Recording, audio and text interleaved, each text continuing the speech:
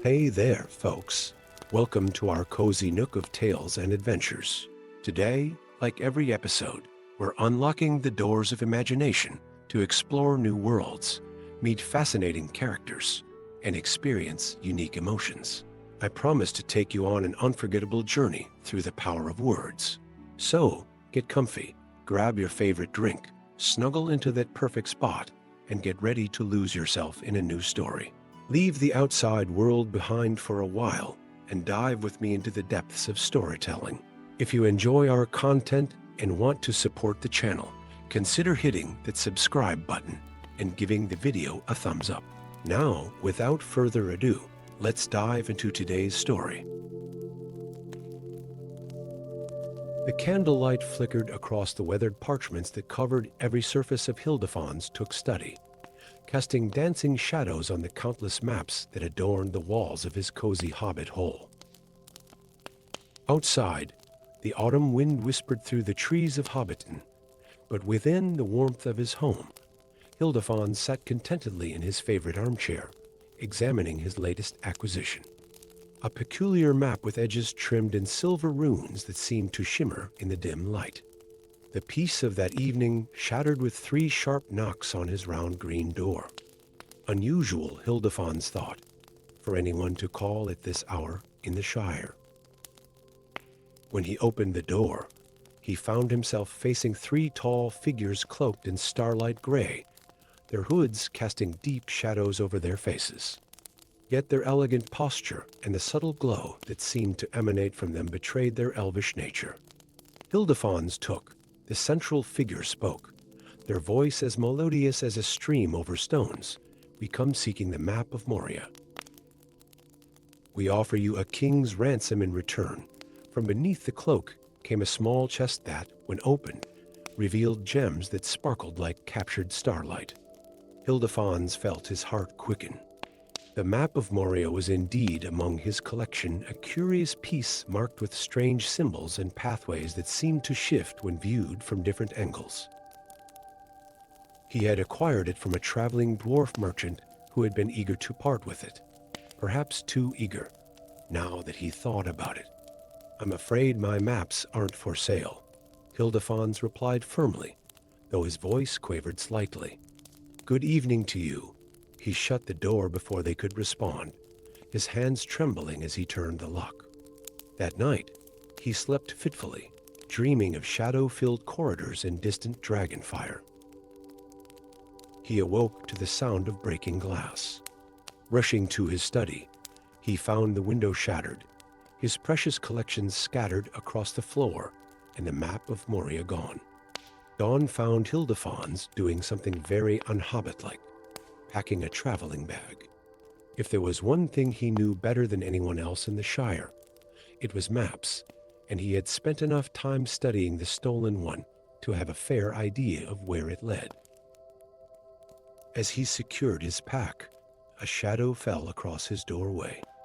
"Going somewhere, Master Took?" The voice belonged to a young woman leaning against his fence post, dressed in travel-worn robes of deep purple, a gnarled staff in her hand. Her eyes held an ancient wisdom that belied her youthful appearance. "I don't believe that's any of your business, miss. Sage," she replied with a slight smile. "Just sage. And when it comes to the map of LOTR, I'm afraid it is very much my business." Before Hildefons could respond, the sound of heavy boots approaching drew their attention. 4 dwarves, armed and armored, strode purposefully toward his home. Their leader, a fierce-looking warrior with a braided beard streaked with silver, stepped forward. "Thorin Steelfist at your service," he announced with a bow. "We've been tracking those elven thieves across the Misty Mountains. The map they stole belongs to our people, and we mean to reclaim it." And so it was that Hildefons found himself leading an unlikely company, a mysterious young mage, 4 dwarf mercenaries, and himself, a hobbit who had never ventured further than Bree. Their journey took them through the old forest, where the trees whispered ancient secrets, and across the weather hills, where they found the first signs of the elven thieves' passage. But as they followed the trail, Hildefons began to notice something strange about his companions. Sage would often disappear at night, returning with her robes smelling of smoke and magic. The dwarves spoke in hushed tones when they thought no one was listening, their conversations ceasing abruptly whenever he drew near. It was on the edges of the misty mountains that they finally caught up with the elven thieves. In a moonlit clearing, they found the three figures performing an intricate ritual, the stolen map floating in the air between them, its silver runes blazing with an inner light. "Stop." Sage's voice cracked like thunder as she stepped forward, her staff glowing with power. "You don't know what you're awakening." The elves turned, their hoods falling back to reveal faces of ethereal beauty, twisted with desperation.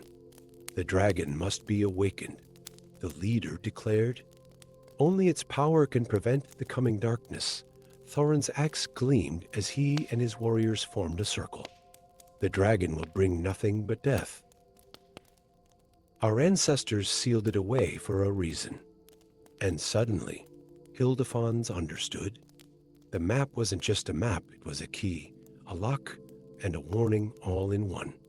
The shifting pathways he had noticed were actually wards, ancient spells laid down by both dwarf and elf kind to contain something far more terrible than either race would admit. As battle erupted in the clearing, Hildefons did the only thing he could think of. He snatched the map from the air and ran. Behind him, he could hear the clash of steel on steel, the crackle of spells, and the shouts of both sides. He ran until he reached a sheer cliff face, the map clutched to his chest. There, by the light of the moon, he saw what he had missed in all his hours studying it. The map was showing him not just the path to the dragon's prison, but how to strengthen its bonds. "I wondered if you would figure it out." Sage's voice came from behind him.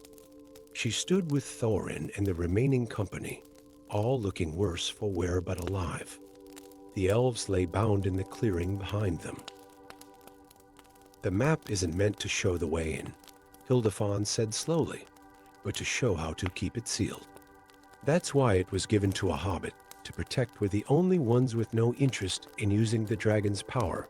Thorin nodded gravely. "Our ancestors chose well.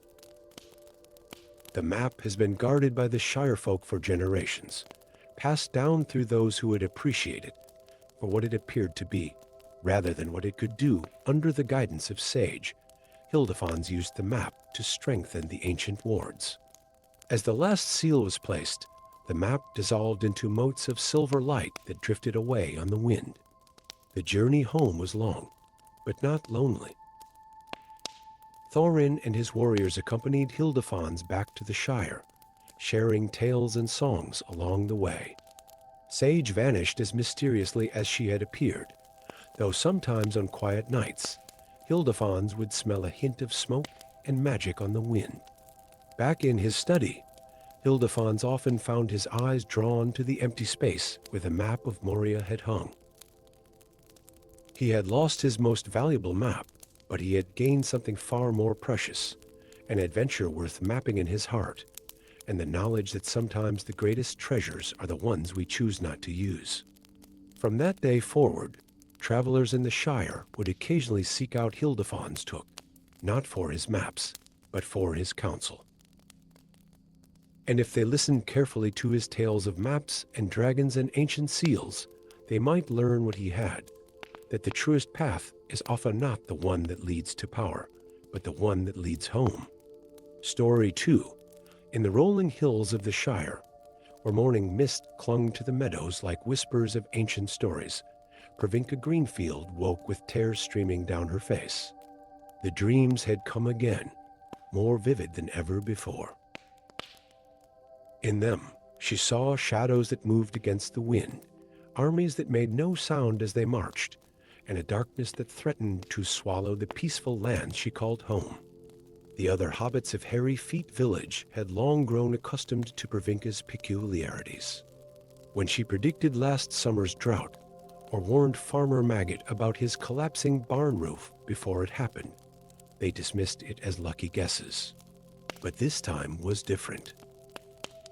These dreams carried the weight of doom, and the very air seemed to grow heavier with each passing night. Nonsense and fairy tales, they said when she tried to warn them at the village council. The Shire has known peace for generations, but their dismissive words did little to quiet the growing dread in her heart. It was on a crisp autumn morning, as leaves of gold and crimson danced on the breeze, that the dwarf arrived. He appeared at her garden gate, his dark beard streaked with silver, his eyes holding the weight of mountains. The leather apron he wore bore the marks of forged work, and a hammer hung at his belt that seemed to hum with an inner power. Grimly iron-heart, he introduced himself with a formal bow. "And you must be the one who sees what others cannot." Pervinka's hand trembled as she invited him in for tea. As they sat in her cozy hobbit hole, surrounded by the comfortable clutter of everyday life, Grimly revealed why he had sought her out. "The shadows in your dreams," he said, his voice low and urgent. "They are the Ghostmark Legion, the cursed spirits of my ancestors who fell defending the ancient halls of Cosed Morgul. They were bound for centuries by powerful magic, but now," he paused, his eyes distant with memory. "Now rogue wizards seek to wake them, believing they can control such power. But why me?" Pervinka asked, though in her heart she already knew the answer. "Because, young hobbit, you have the gift of the dream walkers, those rare few who can bridge the gap between the world of the living and the realm of spirits. This gift once belonged to the ancient line of dwarf queens, but it was lost to us. Until now, that evening, as the sun painted the sky in shades of amber and rose, Pervinka packed a small bag. Grandmother Greenfield's silver pendant, the one that always seemed to glow faintly in moonlight, now hung around her neck. Something about its weight felt right, as if it had been waiting for this moment. Their journey took them through lands that seemed to exist between reality and dream. Grimly taught her the old songs of power as they traveled, ancient dwarvish melodies that made the very stones beneath their feet resonate. In the Barrow Downs, they encountered their first spirit, a lonely warrior, still fighting a battle long forgotten. Through Pervinka's gift, they learned of the dark ritual being prepared in the ruins of Cosed Morgul. But it was in the dead marshes that Pervinka's true power awakened.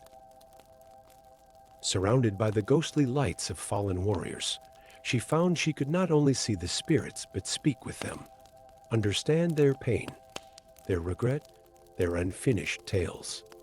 The Ghostmark Legion had not risen out of malice, she learned, but out of a desperate need to complete their final mission, protecting a sacred artifact from falling into the hands of darkness. The Heartstone, the spirits whispered to her. The very core of our mountains, the source of our people's magic. We failed to protect it in life. In death, we are bound to continue our vigil. As they drew closer to Cosed Morgul, they were joined by others who had heeded the warning signs, Eldrin, an elven sage who had studied the ancient prophecies, Mara Blackthorn, a ranger whose family had guarded the secrets of the dead for generations, and 3 more dwarven warriors who still held true to the old oaths. The final battle came under a moonless sky. The rogue wizards, led by the ambitious Thaladir the Grey, had already begun their ritual.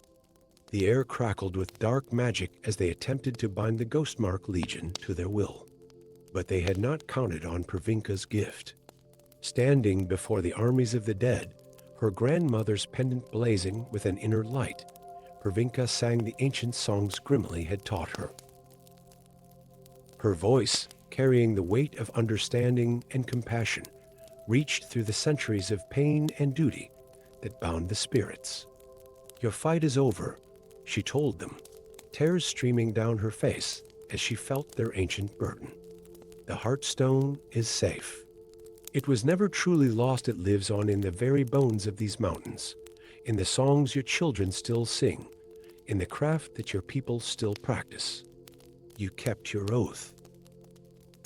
You can rest now, the spirits of the Ghostmark Legion, hearing truth in her words and feeling the resonance of their own magic in her song, began to fade not into darkness this time, but into a light that seemed to come from the heart of the mountain itself.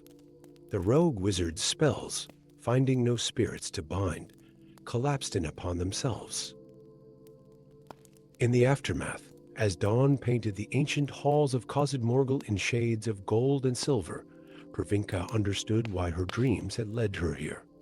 Sometimes the greatest battles are not won with swords or spells, but with understanding and compassion. The gift of the Dream Walkers was not meant to control the dead, but to help them find peace. Pravinka returned to Hairy Feet Village changed, but not in ways that showed on the surface. She still tended her garden, still enjoyed her tea and cakes, still watched the sunset from her front porch.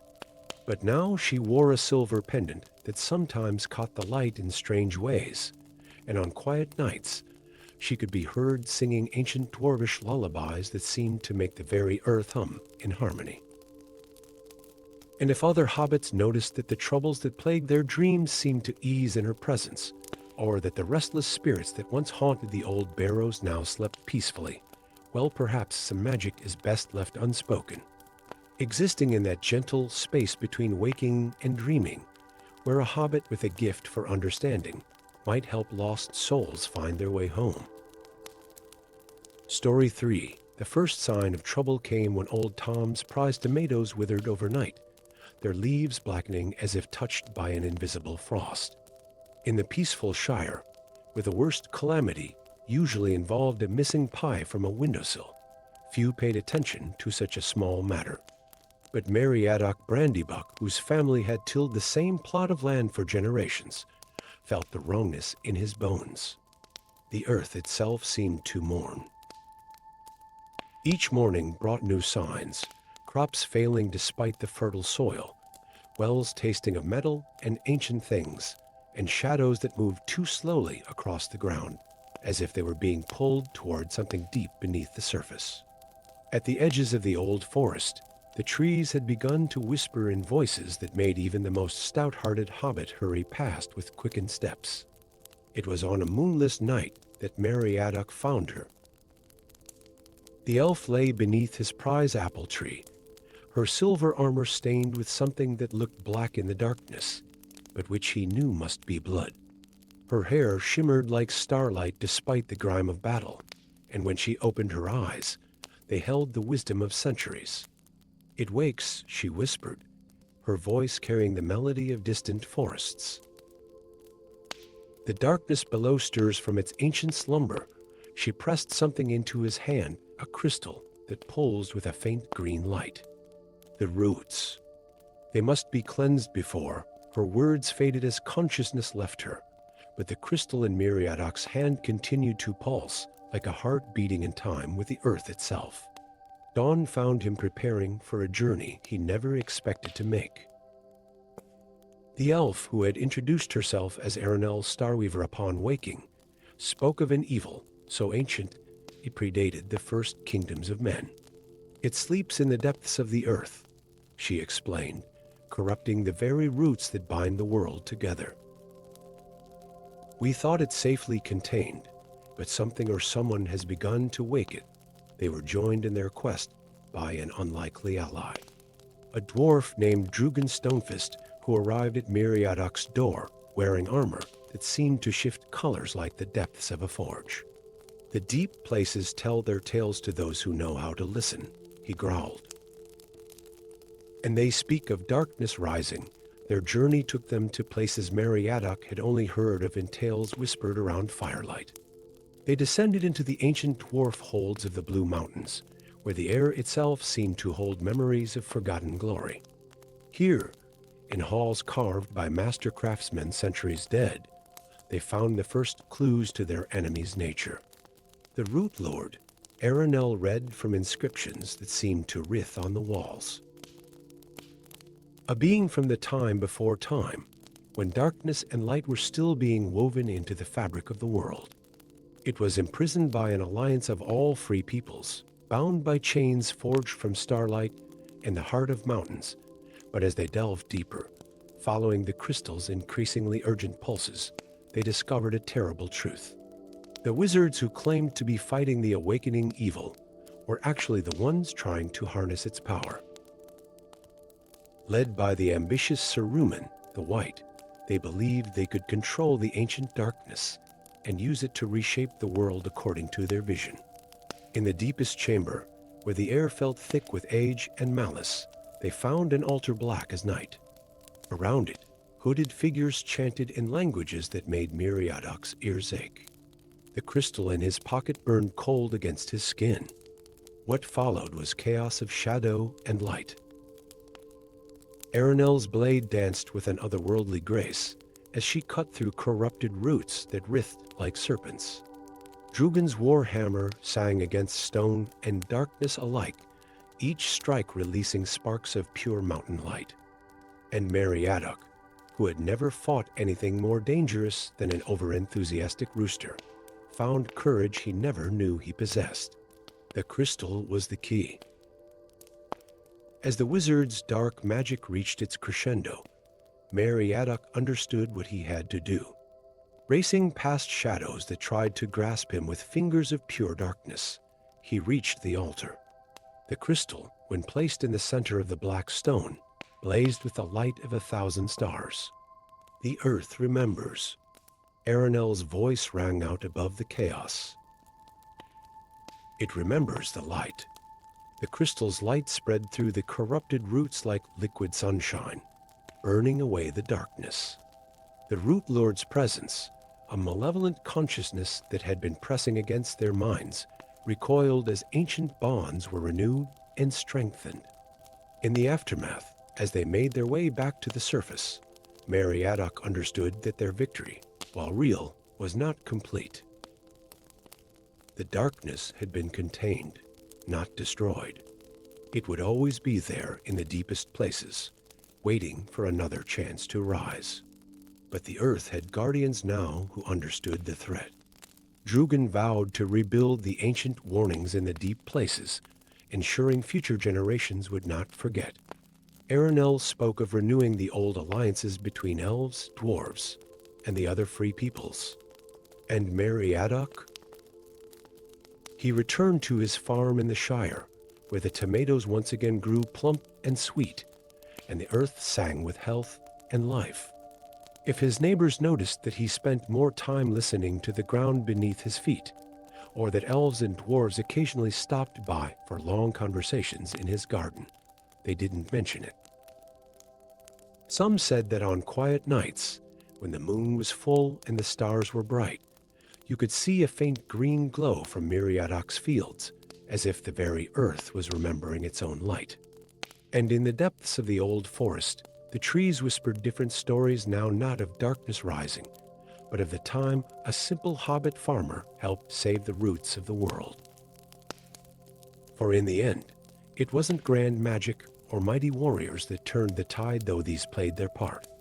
It was the simple, unshakable conviction of a hobbit who knew in his bones that the earth was meant for growing things that live in the light, not for harboring ancient shadows.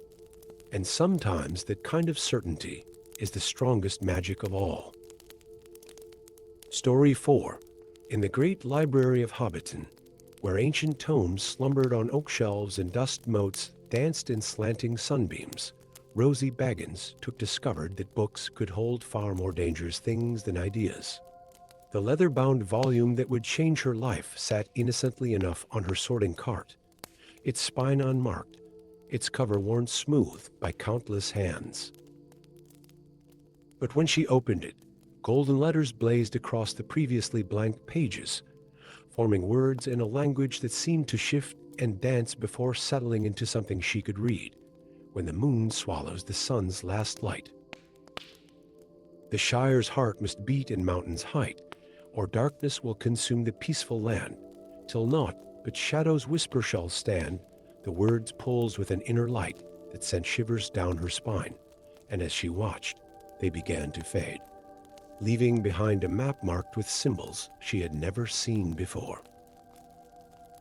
Rosie's hands trembled as she closed the book, but the damage was done. She had read the prophecy, and now it sang in her blood like an ancient melody that wouldn't be silenced. It was then that he appeared, a tall figure in gray robes, his beard touched with silver, leaning on a staff that seemed to hum with barely contained power. "Ah," said Gandalf the Grey, for that was who he was, though few in the Shire had seen him in recent years.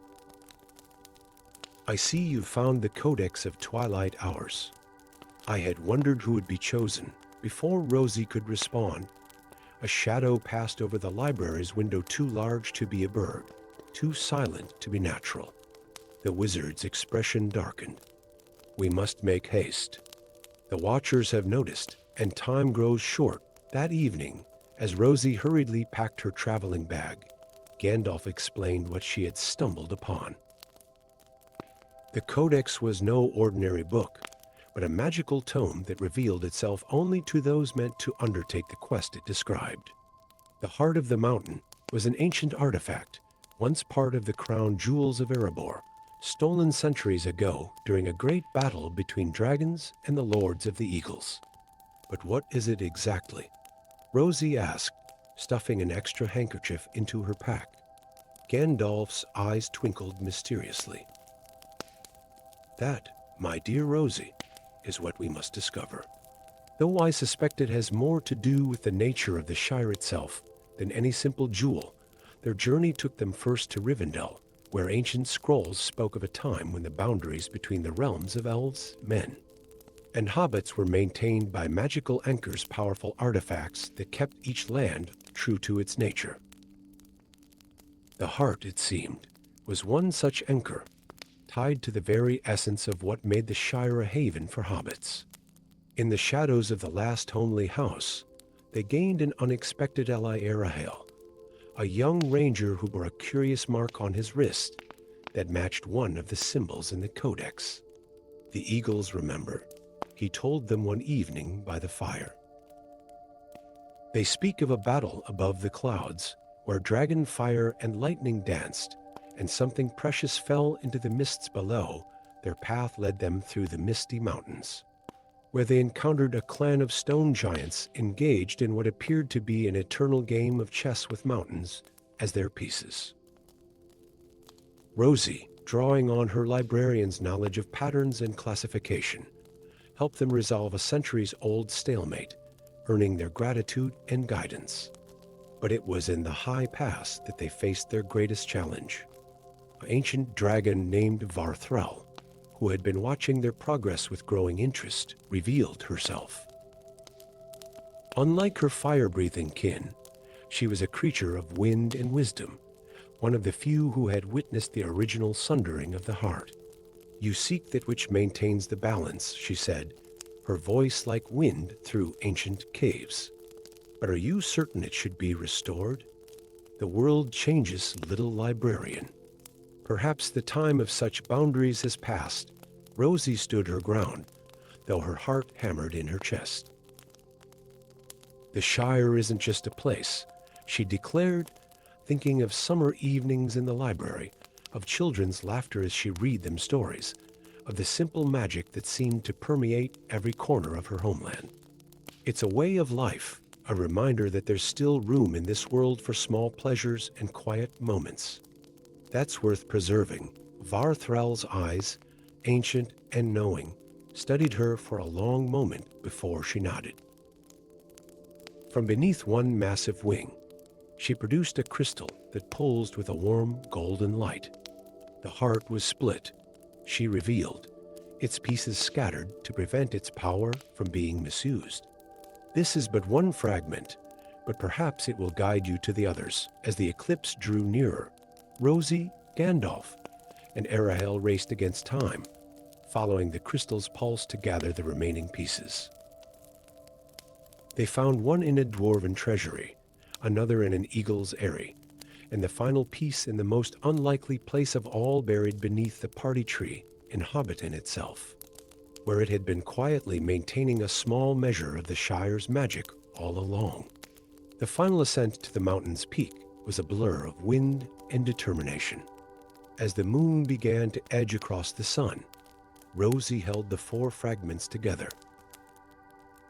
They melded seamlessly, forming a crystal in the shape of a perfect acorn, warm to the touch and thrumming with power. When she placed it in a natural hollow at the mountain's crown, light exploded outward in a golden wave that swept across the lands below. The Shire seemed to shimmer for a moment, as if remembering itself, and every hobbit felt a sudden surge of contentment, of rightness, though most would later dismiss it as a peculiar daydream. Rosie returned to her library, though she was never quite the same. She had seen wonders that few hobbits had ever witnessed, and the experience had left its mark. She began writing her own book, filling it with tales of her adventures, though she was careful to make them sound like pure fantasy after all. Respectable hobbit librarians didn't go running off with wizards to save the world.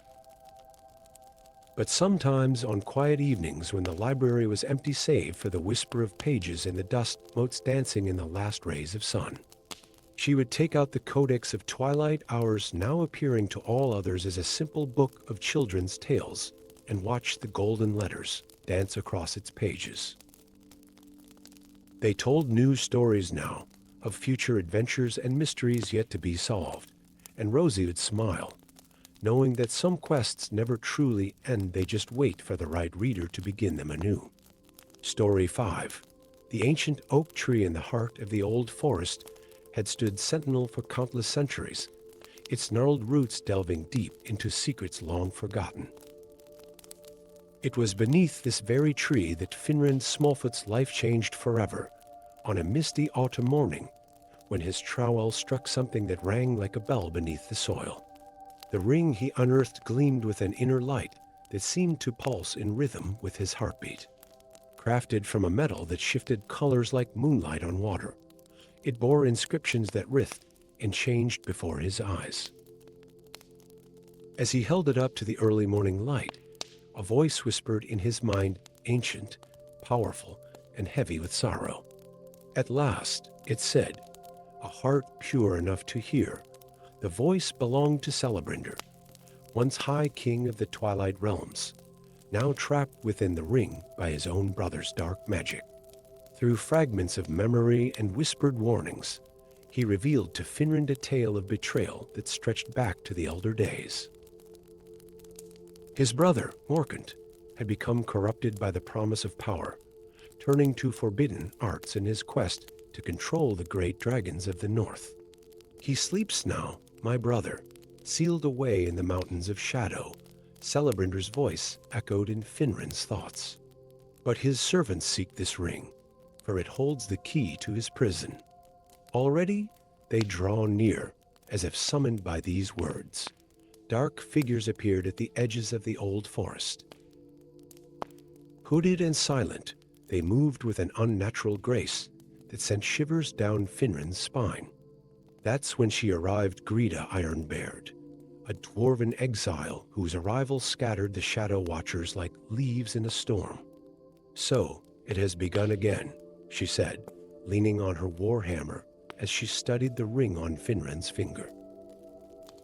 The cycle turns, and the small folk once again must bear the burden of greater power's follies. That night, as they made camp in a hidden dell, Greta revealed her own connection to the unfolding drama. Her clan had been the keepers of Morkant's prison for generations, until treachery from within had forced her into exile. Now, renegade members of her own family worked to free the Dark Sorcerer, believing his promises of power and glory. Their journey took them through lands that seemed to exist in the spaces between stories. In the whispering marshes, they encountered will-o'-wisps that spoke in the voices of the long dead. Through the crystal caverns they traveled, where memories hung like stalactites from the ceiling and the walls echoed with songs of ancient battles. But it was in the ruins of an elven watchtower that they discovered the true nature of their quest. Ancient murals depicted a prophecy. Only when the three keys of binding were reunited could Morkant's prison be either strengthened or broken. The ring was one such key. The others were scattered to the far corners of the world. Not scattered, Celebrander's voice corrected. Hidden. One lies in the heart of the last dragon's lair, and the other, his voice faltered. The other was entrusted to my daughter, who fled into the mortal realms. Rather than see it fall into her uncle's hands, their path led them to the lair of Fernarax the Ancient, a dragon who remembered the days when stars were young. Unlike his kin, he had rejected Morkan's call to darkness, choosing instead to guard one of the keys until the time was right. I have waited long for this day, the dragon rumbled, his scales shifting like liquid gold in the cavern's dim light. But I must know, why do you seek to complete this task? What drives a hobbit and a dwarf to meddle in the affairs of powers beyond their understanding? Finrod thought of his peaceful home in the Shire, of summer evenings spent watching fireflies dance and winter nights filled with stories by the hearth. Because darkness doesn't stay contained, he said simply. It spreads like ink in water until everything good and simple and true is stained by it. Someone has to stand against that, even if they're small. Fernarax's ancient eyes studied him for a long moment before the dragon nodded. From his hoard, he retrieved a crystal key that hummed in harmony with Finrod's ring. The final key they found in an unexpected place around the neck of a young flower seller in the markets of Bree. She had her grandfather's eyes, Celebrander noted with a catch in his voice, and when she spoke, there was an echo of starlight in her words. The completion of their quest came during the night of the hunter's moon, when the barriers between realms grew thin. In a chamber deep beneath the mountains of shadow, they faced not only Greta's corrupted kin, but Morkan's shadow wraiths as well. The battle that followed was as much one of will as of weapons, with Finrod holding fast to his purpose, even as darkness pressed against his mind. The three keys, when united, blazed with a light that banished shadow and revealed truth. In that moment, Celebrander's spirit was freed from the ring, taking form as a being of starlight and memory.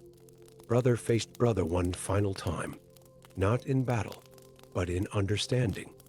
You chose power over love, brother, Celebrander said softly. And in doing so, lost both.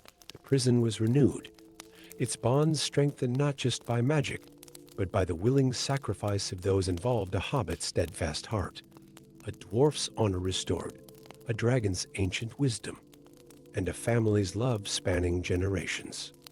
Finrod returned to the Shire changed, yet still himself. The ring he had found became a simple band of silver, its power spent, but he kept it as a reminder that even the smallest persons could affect the course of great events. Greta established a new home in the Blue Mountains, where she trained a new generation of guardians. And if sometimes, on nights when the moon was full and the stars seemed to sing, Finrod would stand beneath the old oak tree and think he heard distant voices speaking of ancient days and battles long past, well, that was his secret to keep. For he had learned that the greatest magic wasn't in rings or spells or ancient prophecies, but in the simple choice to stand firm when darkness threatened, to help others even when the cost was high, and to believe in the power of small things to change the world. Story 6. In the Valley of Eternal Whispers, where ancient standing stones pierced the misty air like silent guardians, the first note of discord struck like lightning across a summer sky. Marietta Cobblestone, a hobbit known more for his peculiar ability to hear the music of stones than for any conventional hobbit pursuits, felt it in his bones before anyone else, a single sour note in the eternal harmony that had kept peace between the realms for 1,000 years. The great runic stones, 12 in number and older than the oldest elven chronicles, had stood as pillars of harmony since the First Age. Each stone sang its own part in an endless symphony that wove together the fates of elves, dwarves, men, and hobbits. But now, as Meriadoc pressed his ear against the cool surface of the westward stone, he heard only fragments of its once mighty song. "Something is terribly wrong," he whispered to himself, his usually cheerful face creased with worry. The morning mist swirled around his feet as he hurried from stone to stone, each one singing more feebly than the last. The ancient melody that had once filled the valley with invisible music was fading, like the last echoes of a dying bell. That very evening, as shadows lengthened across the valley floor, the council of the wise gathered in the ancient amphitheater carved into the valley's heart. Elven lords with starlight in their hair sat beside sturdy dwarf chieftains, while human sages and hobbit elders filled the remaining seats. Meriadoc, despite his small stature, stood before them all, his voice trembling but clear. "The song of creation, the very music that binds our realms together, is failing," he announced. "Unless we can gather representatives from each race to renew the ancient chorus, all that we've built together will crumble into discord and chaos." A murmur of disbelief rippled through the assembly. Lady Celesta, an elven sage whose eyes held the wisdom of ages, rose gracefully. "The song has never failed in all the ages of our world." "What makes you so certain, young hobbit?" Before Meriadoc could answer, a haunting melody drifted across the amphitheater. All heads turned to see a tall figure in a silver mask, playing upon a crystalline flute.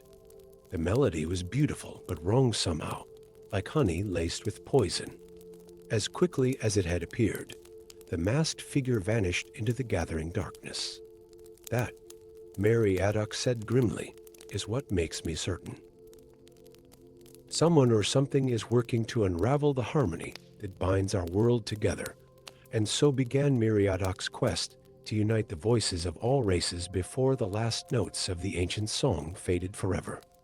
His journey would take him from the crystal spires of the elven city Luminara to the deep-delved halls of the dwarven kingdom of Khazad Morkel. At each turn, the mysterious masked bard seemed to precede him, leaving discord and doubt in their wake. In the elven lands, Lady Arya Starweaver, whose voice could charm birds from the trees, agreed to join his quest after Meriadoc helped her discover why the ancient moonbloom flowers in her garden had ceased their nightly songs. Together, they traveled to the dwarven realms, where they found the halls unusually silent, the traditional mining songs replaced by the rhythmic clang of hammers. Master Thorin Ironheart, the greatest singer among the dwarves, initially refused to join them. "Our songs are for our halls alone," he growled. But when Meriadoc revealed how the very stones of their mountain had begun to sing out of tune, threatening the stability of their deepest minds, the dwarfs' resolve weakened. The human kingdoms proved even more challenging. The masked bard had spread rumors that the other races planned to use the song to dominate humanity. Only Morgan Truthsayer, a young bard with an ancient lineage, saw through the deception. She joined their growing company, bringing with her knowledge of songs so old they were whispered to have been taught by the wind itself. As their company traveled, Meriadoc began to notice something strange. Whenever they sang together, even simple traveling songs, the world around them seemed to brighten. Flowers bloomed more vibrantly, streams ran clearer, and the very air seemed to shimmer with renewed energy. But the masked bard was never far behind. In the Forest of Whispers, they finally discovered why. During a night of full moon, they caught the mysterious figure trying to corrupt an ancient stone circle. When Thorin managed to grab the silver mask, they found themselves staring at a face that seemed to shift between elf, dwarf, human, and hobbit, a shape-shifter from the First Age, who believed that only through discord could true change come to the world. "Your precious harmony has kept this world stagnant," the shape-shifter hissed. "Only through chaos can new songs be born." The final confrontation took place back in the Valley of Eternal Whispers, where the 12 great stones now stood silent as common rock. The shape-shifter had gathered followers who believed in their vision of creative destruction. As both sides prepared for battle, Meriadoc realized something crucial. "We don't need to defeat them," he said to his companions. "We need to include them," and so, as the shape-shifter began their song of discord, Meriadoc and his companions began the ancient song of creation. But this time, they left spaces in the harmony spaces that could be filled with new voices and new melodies. One by one, even the shape-shifter's followers felt the pull of the greater harmony, adding their own unique voices to the chorus. The shape-shifter fought against it, but even they could not resist the power of a song that offered not just harmony, but growth, not just unity, but celebration of difference. As the final note faded, the great stones hummed with renewed energy. Their song changed but stronger than ever. In the years that followed, the Valley of Eternal Whispers became known as a place where all could come to add their voice to the ever-evolving song. The shape-shifter, their desire for change acknowledged and incorporated, rather than suppressed, became the keeper of new melodies, ensuring that the song would never again grow stagnant. And Meriadoc? He returned to his hobbit hole, content in the knowledge that the greatest songs are those that make room for every voice, even the ones that seem discordant at first. On quiet evenings, he can still be found sitting among the great stones, teaching young hobbits to hear the music that binds all things together, a song that grows richer and more complex with each passing age. In the end, it wasn't just about saving the ancient harmony, it was about learning to create a new kind of music, one that could grow and change while still keeping the world in balance. The stones still stand in the valley, but now they sing a song that is both ancient and new, a melody that promises that the greatest magic comes not from perfect harmony, but from the beautiful complexity of many voices singing together. Story 7. In the shadow-draped ruins of ancient Valoria, where crumbling spires reached like skeletal fingers toward an ever-twilight sky, the last portal between the realms of the living and the dead stood as a shimmering testament to forgotten magic.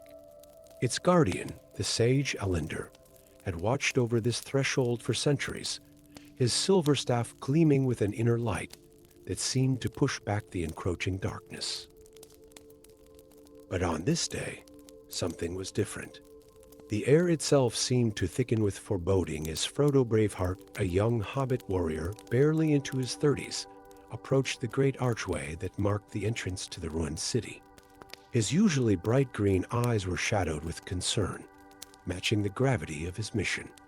3 days ago, the first victims of the Shadow Plague had appeared in the Shire. They wandered like empty shells, their souls seemingly stripped away, leaving behind only gray-skinned husks that moved without purpose or consciousness. The plague had spread with terrifying speed, and now similar reports were coming from all corners of Middle-earth. An ancient prophecy, discovered in the libraries of Rivendell, spoke of a time when the barriers between life and death would weaken, and only the smallest of warriors would be able to prevent the final dissolution of these boundaries. The Elven Council had chosen Frodo, not just for his proven courage in previous battles, but because the prophecy specifically mentioned a halfling's heart being key to salvation.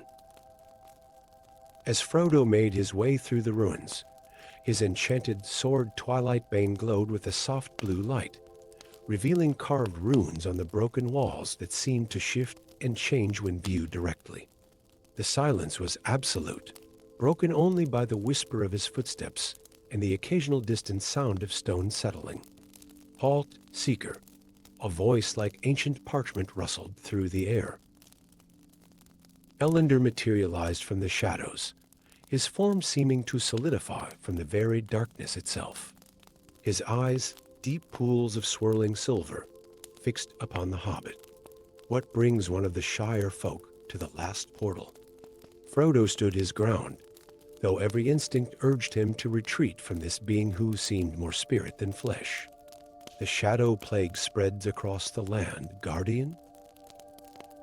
The wise believe it's connected to this portal, and the prophecy speaks of yes, Ellender interrupted, a strange smile playing across his ageless features. The prophecy. Tell me, young hobbit, did those who sent you here explain why this portal exists in the first place? When Frodo shook his head, Ellender's smile widened, though it didn't reach his eyes. Then perhaps it's time you learned the true history of Valoria, and why the barrier between life and death must sometimes flex. What followed was a tale that shook Frodo to his very core. Thousands of years ago, when the first kings of men sought to ensure their immortality, they had struck a bargain with powers beyond their understanding. The portal was created not to separate the realms of life and death, but to allow controlled passage between them. The kings believed they could cheat death itself, but their actions had nearly destroyed the fabric of reality. The plague you see now, Ellender explained, his voice heavy with ancient sorrow, is not a disease at all, but the natural consequence of too many souls trying to return at once. The barrier weakens, and the dead seek life once more. As he spoke these words, shadows began to gather around them, taking on half-formed shapes that seemed almost human. Frodo's grip tightened on Twilight Bane as he realized these were the souls of the ancient kings, still seeking their promised immortality. But something wasn't right. As Frodo watched Ellender interact with the shadows, a detail from the prophecies suddenly blazed in his mind. The Guardian's shadow falls both ways. Looking more closely at Ellender, he noticed that the ancient sage cast no shadow of his own. You're not really the Guardian, are you? Frodo asked, raising Twilight Bane. You're one of the ancient kings who never accepted death. The being wearing Ellender's form laughed, a sound like breaking glass. Clever hobbit. The real Ellender has been gone for centuries, but his form served us well. We needed someone to maintain the portal until we could gather enough strength to force it fully open. The false Ellender raised his staff, and the shadows surged forward. But Frodo had been chosen for more than just his courage. Hobbits, with their deep connection to life and growing things, had a natural resistance to death magic. Twilight Bane blazed with brilliant light as Frodo stood his ground. The prophecy doesn't speak of preventing the barrier's dissolution, Frodo realized aloud. It speaks of accepting it, but in the right way, with the balance maintained. Moving with unexpected speed, Frodo darted past the Shadow King and reached the portal itself. Its surface rippled like liquid starlight. Without hesitation, he pressed his free hand against it, and the hobbit's inherent connection to life, to growing things, to hearth and home flowed through him into the ancient magic. The portal flared with blinding light. When it faded, the boundary between life and death remained, but it had been transformed. No longer a rigid barrier, it became more like a permeable membrane, allowing the natural flow of souls in their proper time and season. The Shadow King screamed in rage as his form began to dissolve. You fool! You've destroyed our chance at immortality. No, Frodo corrected gently. I've given you something better, the chance to be part of the natural cycle again. In the days that followed, those affected by the shadow plague began to recover. The souls that had been trapped between life and death found their proper places, and the balance was restored. The ruins of Valoria, no longer a place of darkness, became a sanctuary where those near death could find peaceful transition. Frodo returned to the Shire, forever changed by his experience, but content in the knowledge that death was not an enemy to be fought, but a natural part of the great dance of existence. On quiet evenings, he would sometimes visit the garden where his parents were buried, and smile, knowing that the barrier between him and them was not a wall, but a gentle veil, thin as memory and strong as love. The last portal remained, now truly guarded by the magic of life itself, a reminder that sometimes the bravest thing is not to fight against the natural order, but to help it find its proper balance. And in the Shire, they tell stories of the Hobbit who taught even death itself the value of harmony between all states of being. Story 8. The eternal spring of the elven kingdom of Silverleaf had reigned unbroken for 1,000 years, its perpetual bloom a testament to the power of the crown of seasons. But on this particular morning, as Queen Amaranthia walked through her beloved gardens, she noticed something that should have been impossible: a single golden leaf, touched by autumn's kiss, drifting slowly to the ground. The queen's immortal heart skipped a beat as she watched it fall. Her silver hair, crowned with a circlet of living flowers that bloomed and renewed themselves each dawn, shimmered in the eternal morning light. But even that light seemed somehow dimmer, as if the very magic that held their realm in perpetual spring was beginning to fray. In the days that followed, more signs appeared. Flowers that had bloomed continuously since the first age began to wilt. The ever-warm breeze carried hints of winter's chill. And in the heart of the palace, the crown of seasons, an ancient artifact of pure magic that maintained the balance of nature throughout all the known lands, began to pulse with an ominous dark energy. My queen, Eldrin Swiftshadow, her most trusted advisor, whispered during a private council, "The crown's corruption spreads. If we cannot restore its power, not only will our eternal spring fade, but the natural balance of all realms will collapse into chaos." Amaranthia knew what had to be done, though the thought filled her with both dread and excitement. An ancient prophecy, written in the earliest days of their realm, spoke of a time when the crown would require renewal through the united power of all the free peoples. The queen would need to assemble an unprecedented company, representatives from each race who could channel their unique connections to the natural world. Her search led her first to the Shire, where she found Bilberry Lightfoot, a hobbit whose legendary skill with riddles was matched only by his deep understanding of growing things. Though initially reluctant to leave his comfortable hobbit hole, the sight of unseasonable frost killing his prized tomatoes convinced him of the dire need. In the mountains, they sought out Grimdar Stonefist, a dwarf exile who had turned from mining to healing after a cave entrapped him for weeks with nothing but glowing crystals and underground streams for company. His connection to the deep places of the earth would be essential for understanding the crown's ancient stone settings. But it was their third companion who proved most intriguing. Roland Wolfheart, a human ranger cursed to transform into a wolf during every full moon. Rather than flee from civilization, he had learned to use his curse as a bridge between the natural and supernatural worlds. His dual nature might be the key to understanding how the crown had been corrupted. As they journeyed together through lands increasingly touched by seasonal chaos forests, where summer and winter waged war against each other, plains where autumn leaves fell on spring flowers, they began to understand the true nature of their quest. The crown of seasons wasn't merely failing. It was adapting, trying to evolve beyond its original purpose. Their path led them to the ancient grove of convergence, where the boundaries between seasons had always been thinnest. Here, Bilberry's skill with riddles revealed hidden pathways through impossible landscapes. Grimdar's connection to stone and crystal helped them navigate through caves that shifted between frozen and molten states. Roland's dual nature allowed him to guide them through areas where reality itself seemed to flutter between different seasonal aspects. But it was Amaranthia who made the most crucial discovery.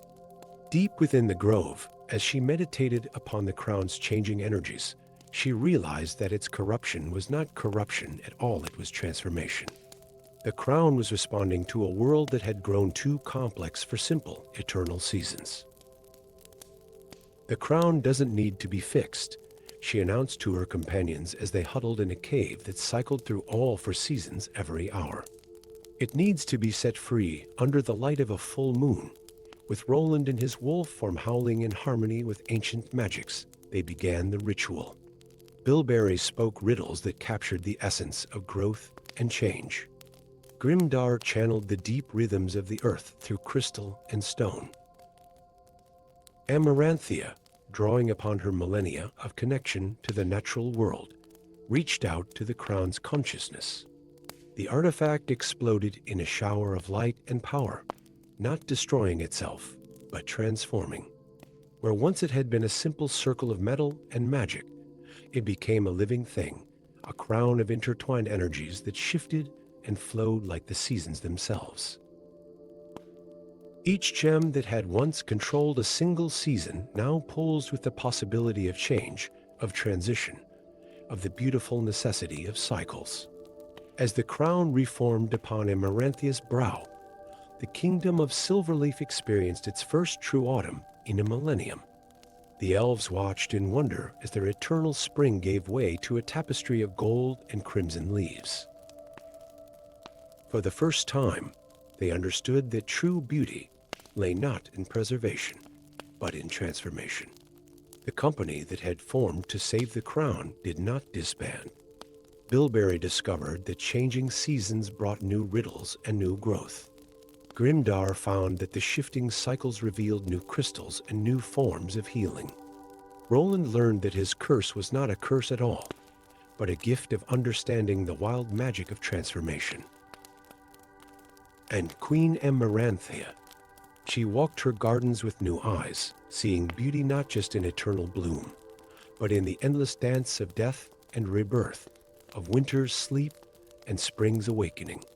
The crown of seasons still maintained balance, but now it was a dynamic balance, one that celebrated change rather than resisting it. In the years that followed, travelers from all lands would come to Silverleaf to witness the miracle, a realm where all seasons dwelt in harmony, where autumn leaves fell on spring flowers without discord, where summer warmth and winter frost created patterns of impossible beauty. And in the heart of it all, an elven queen wore a crown that shimmered with the promise of eternal change, proof that sometimes the greatest magic lies not in preserving the past, but in embracing the future with an open heart. Story 9. Deep within the ancient halls of Moria, where the endless ring of dwarven hammers echoed through tunnels older than time itself, master craftsman Gimli Copperbeard stood before his greatest creation. The Mirror of Truth, as he had named it, gleamed in the forge light, its surface rippling like liquid starlight. Crafted from mithril and ancient magics, enhanced with crystals that had grown in darkness for 10,000 years, the mirror possessed the power to reveal the true nature of any being that gazed upon its surface. But on this day, as the last enchantments were woven into its frame, Gimli felt an unexpected tremor of fear. The mirror's surface darkened momentarily, showing him a glimpse of something that chilled his blood, a shadow of corruption at the very heart of the White Council itself. Before he could process what he had seen, the great doors of his workshop burst open. Aldrin Twilightspell, the youngest apprentice of the White Council, stumbled in, his silver robes singed and torn. "Master Copperbeard," he gasped, "they're coming." The mirror, it must not fall into their hands. The sound of heavy footsteps echoed through the corridors, growing closer with each passing moment. Gimli's hands moved swiftly, securing the mirror in an enchanted cloth. "Take it," he commanded, pressing the wrapped artifact into Aldrin's trembling hands. "Seek refuge in the golden wood. The Lady Galadriel must see what I have seen." No sooner had Aldrin concealed the mirror within his robes than the workshop doors exploded inward in a shower of splinters and magical energy. Through the smoke stepped Magister Blackthorn, one of the most respected members of the White Council, his white robes immaculate, his aged face a mask of grandfatherly concern.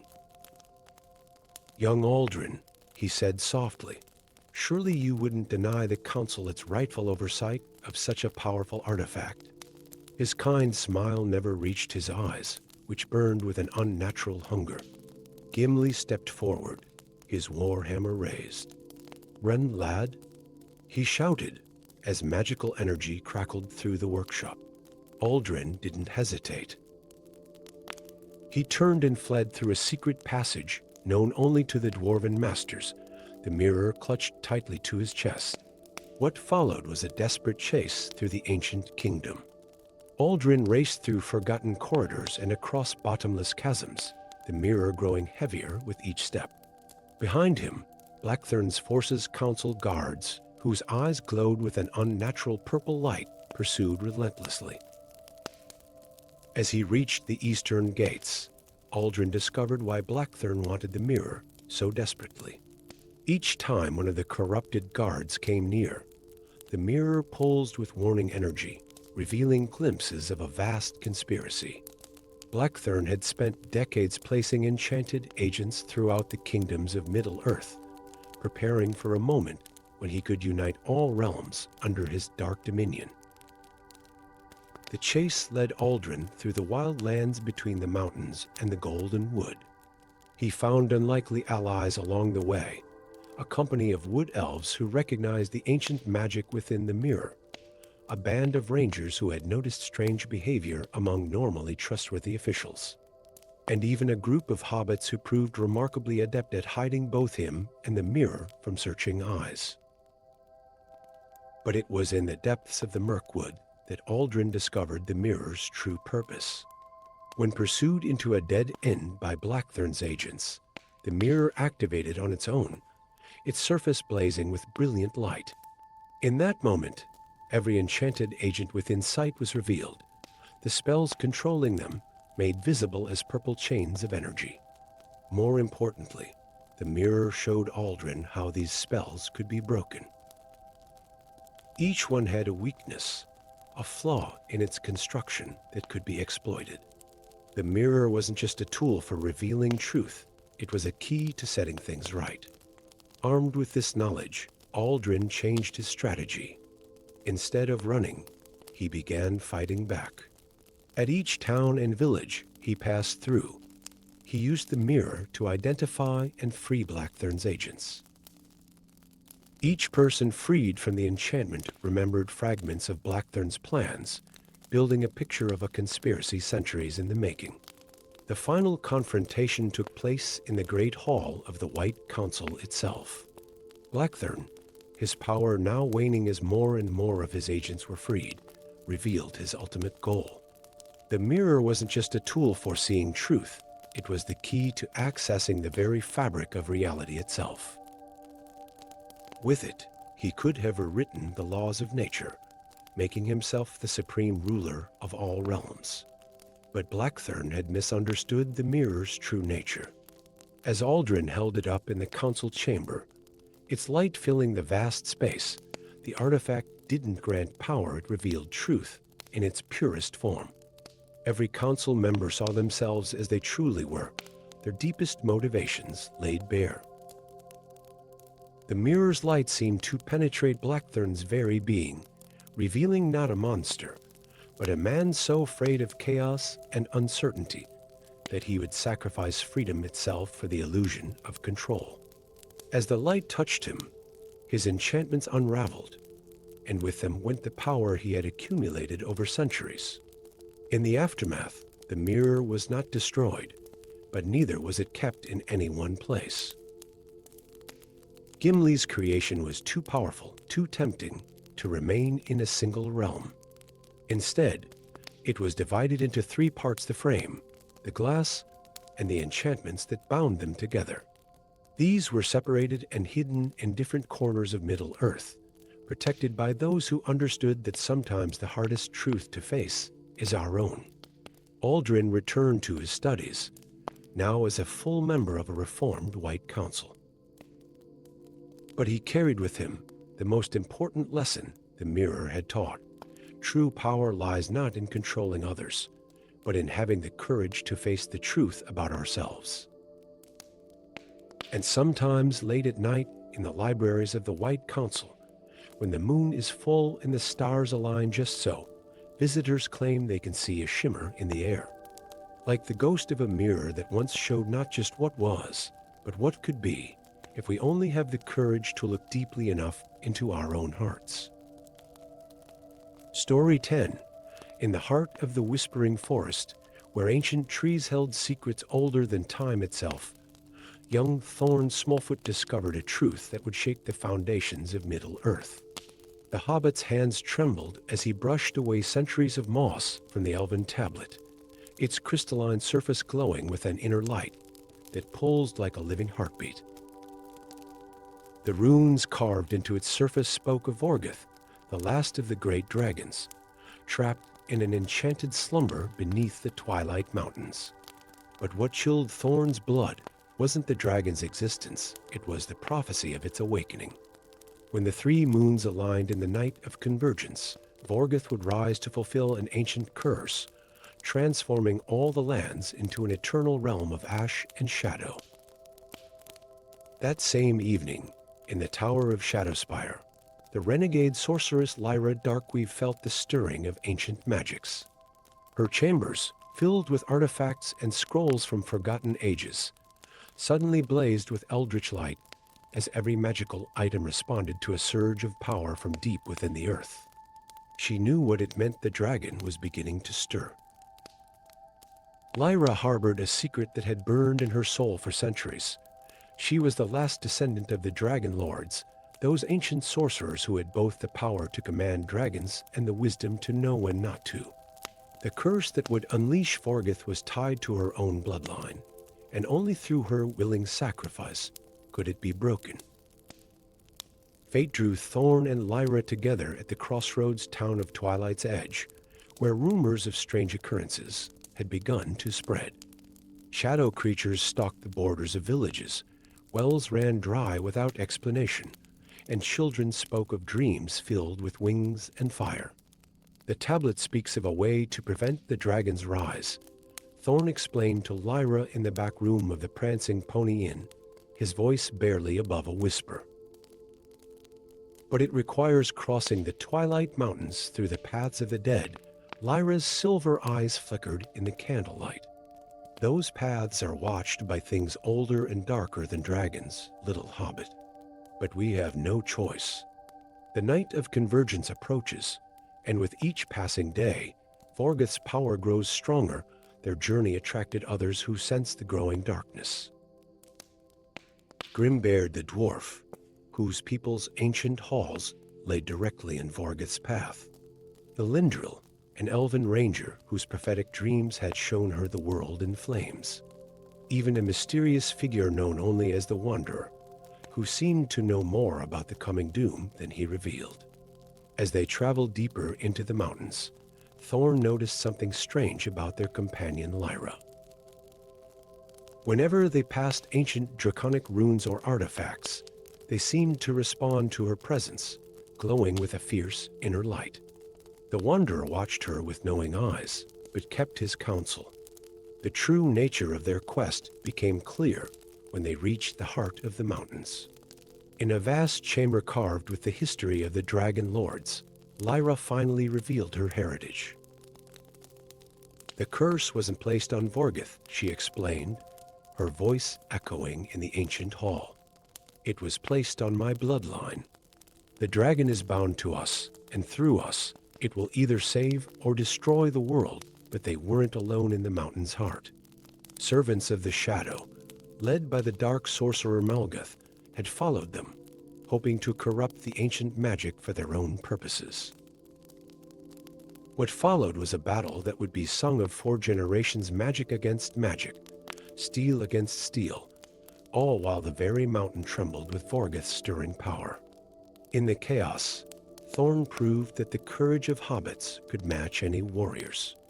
His small size allowed him to slip past the shadow warriors and reach the ancient altar where the Dragon Lord's crown still rested, the crown that could control Vorgoth or set him free. The choice came down to Lyra. The ancient magics gave her 2 options. She could use her bloodline's power to maintain control over Vorgoth, becoming in essence the very thing her ancestors had been masters of dragons and their power. Or she could break the curse entirely, freeing both dragon and bloodline, but at the cost of her own life. To everyone's surprise, it was Thorn who showed her the way. The tablet didn't speak of controlling or destroying, he said softly. It spoke of harmony. Perhaps there's a third path, one that requires not domination or sacrifice, but understanding in the final moments. As the three moons aligned overhead and Vorgoth's chamber began to crack open, Lyra made her choice. Instead of commanding or sacrificing, she offered the dragon something it had never been given a choice of its own. The chamber filled with light as Vorgoth emerged, its scales shimmering with all the colors of dawn. Through their shared bloodline, Lyra felt its thoughts, its memories of ages past when dragons and dragon lords had worked together as equals, not master and servant. The curse had begun when that balance was broken, when control replaced cooperation. Together, Lyra and Vorgoth forged a new pact. The dragon would remain as a guardian of balance, neither controlled nor controlling, while Lyra and her descendants would serve as bridges between the ancient powers and the modern world. The curse was transformed into a blessing, turning what would have been destruction into the potential for renewal.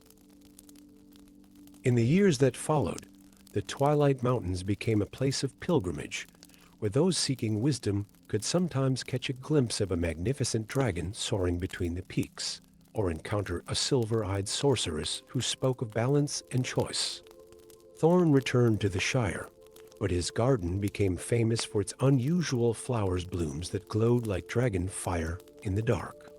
The prophecy had been fulfilled, but not as anyone had expected. Instead of an ending in fire and shadow, it had become a beginning, a reminder that even the darkest of destinies could be transformed by courage, wisdom, and the willingness to choose a different path.